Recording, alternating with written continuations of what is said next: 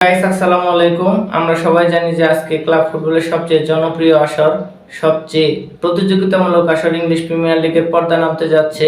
2023-24 মৌসুমে কে চ্যাম্পিয়ন হবে সেটাও কিন্তু আজকে নির্ধারণ হবে। কে সেই হাসিটা হাসবে সেটা কিন্তু 38 নম্বর ম্যাচে এসে ফয়সালা হবে। ম্যানচেস্টার সিটি নাকি আর্সেনাল, কে চ্যাম্পিয়ন হবে সেটা নিয়ে আজকে আলোচনা হবে, সেটা নিয়ে আন্দাজ হবে এবং সেই সাথে আলোচনা হবে ইংলিশ প্রিমিয়ার লিগ সবচেয়ে জনপ্রিয় এবং কম্পিটিটিভ ফুটবল টুর্নামেন্ট কেন।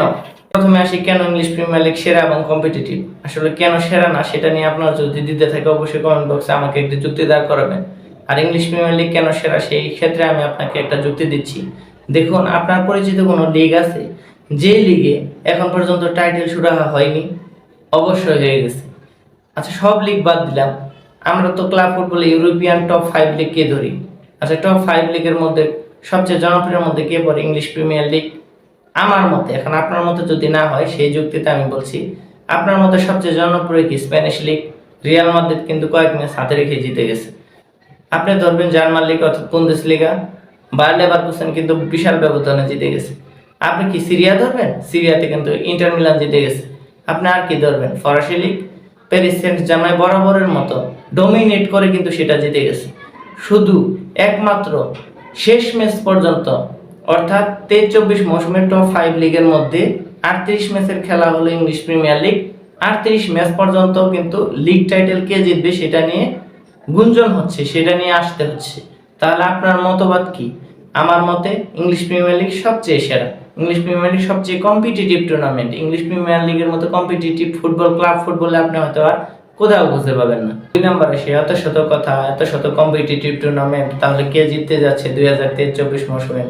আমরা সবাই জানি যে প্রথম থেকে কিন্তু রেসে ভালোভাবে 3টা দল টিকে ছিল, লিভারপুল, আর্সেনাল এবং ম্যানচেস্টার সিটি।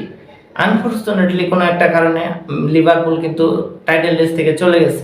এখন আর্সেনাল, ম্যানচেস্টার সিটি কিন্তু আছে ভালোভাবেই টিকে।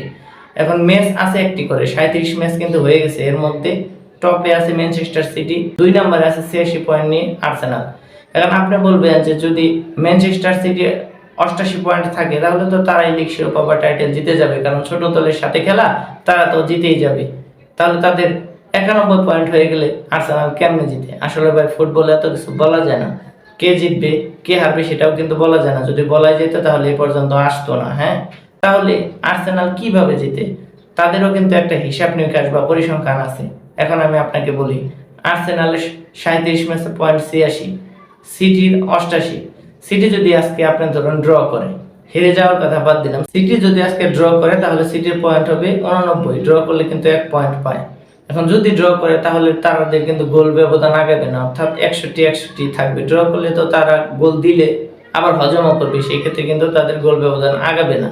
এই ক্ষেত্রে যদি আবার আর্সেনাল জিতে যায়, আর্সেনাল গোল ব্যবধান কিন্তু 2-0 গোলে যদি জিতে যায়, তাদের গোল ব্যবধান 62 হয়ে যাবে। ম্যানচেস্টার সিটি থেকে আগে যাবে, পয়েন্ট টেবিলে কিন্তু সমানই থাকবে 89। গোল ব্যবধানে কিন্তু আর্সেনাল চ্যাম্পিয়ন হবে। তো সেটা হলে কাকতালীয়, সেটা হলে কিন্তু অনেকটাই হিসাব নিকাশ বা পরিসংখ্যানের ব্যাপার। আমরা কিন্তু বর্তমানে চ্যাম্পিয়ন ধরতে পারি, টাইটেল যদি ধরতে পারি 8মবারের মতো ম্যানচেস্টার সিটিকেও। তাও ফুটবলের খেলা, গোল বলের খেলা, ফুটবলে যে কোনো সময় যে কোনো কিছু হতে পারে।